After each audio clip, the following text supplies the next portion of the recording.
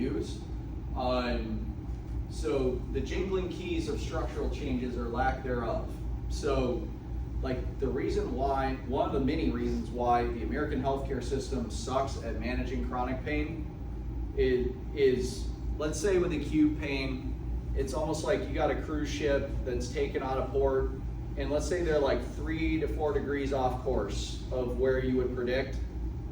Like if you do an image of an acute injury, let's say that's like you guessing where that cruise ship is at before they turn the slot machines on. Like you're not gonna be too far off. Like it's gonna be pretty close to what you expect. But with a chronic pain patient, it's like if it's 3 to 4 degrees off course for 8 days, you're gonna be in the wrong freaking hemisphere of the world.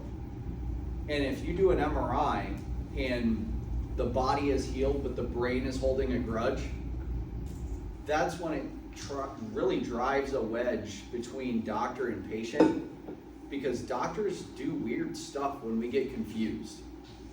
Because like all of us in this room, we're pretty smart. Like we're used to being in that top tier of intelligence, and we don't like to get served up or humbled very often. So if something puts us on the spot and we can't really like rig up a narrative as to why this person still hurts, and our fancy MRI machine isn't telling us stuff that correlates with it, that's when these narratives get spun of like, you're crazy, it's all in your head, you're faking this. And it's more of a contentious relationship with the patient that can go south really fast. And it is not against the law for you to say, I don't know. Like I call it the goalkeeper like paradox, because the guys that wrote the Freakonomics book, they did a study and they said that soccer goalkeepers would save more penalty kicks if they just stood right where they were at. But they'd look really dumb if they just stood where they were at and went high in the opposite corner. So they have to make a snap decision, whether that's correct or incorrect, and dive one direction to appear like they're making a decision. And some doctors feel like they're put in a corner that they have to make a decision, and sometimes that's the wrong decision, where it's not like you have a split second to make a decision. It's like, hey, I'm gonna collaborate with some colleagues, I'm gonna do a little bit more research. I'm not sure right now, but either time or research is probably gonna give us the answer. Patients are okay with that. It shows that you're human just like them.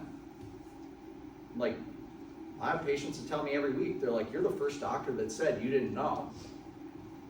And it's discouraging, but it's like all the other ones just made up stuff that we know isn't right anymore. But it's like, I'm gonna tell you I don't know, but it's like, it's not gonna be like, I don't know, you're screwed. It's like, I don't know, it's either this, this, or this. And based on what happens during this 2 or 3 visit trial of care, we're gonna kind of drop some of those other alternatives off, and the dust is going to kind of settle, and we're going to figure it out. We're going to learn together. The more you can use collaborative language with these people and know that we all have the same goal, like, and we establish those goals. We have to revisit those goals. Otherwise we get in a pickle, like Mal was talking about. The patient thinks like, and more often than not, these patients don't have unreasonable goals. You probably have more ambitious goals for that patient than they do. So you can get yourself in a trap of over-treating if that patient is, they considered themselves fixed based on their goals 2-3 visits ago. But you can't project your goals for the patient on their pocketbook. Like I was talking with you, like you're gonna be in West Texas. You're gonna treat a lot of oil field guys.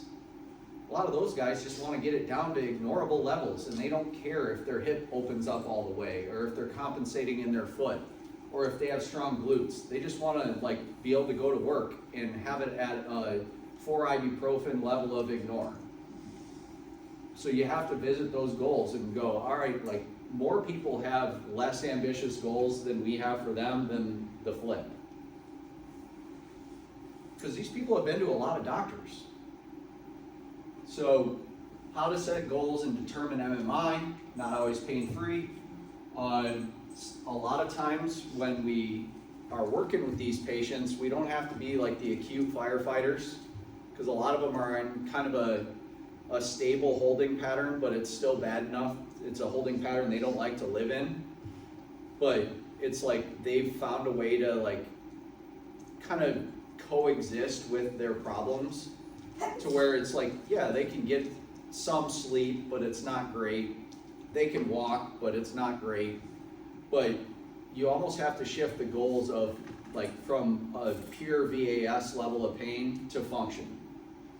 Because when pain gets chronic, the quality of pain, the frequency of pain, and the functional capacity that creates a given level of pain get muddied to where almost every chronic pain patient, I have to qualify when we're doing range of motion.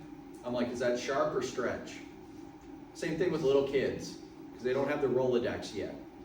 Because unless the kid's been through a lot of terrible stuff, the VAS scale isn't even reliable for people under 14 years old.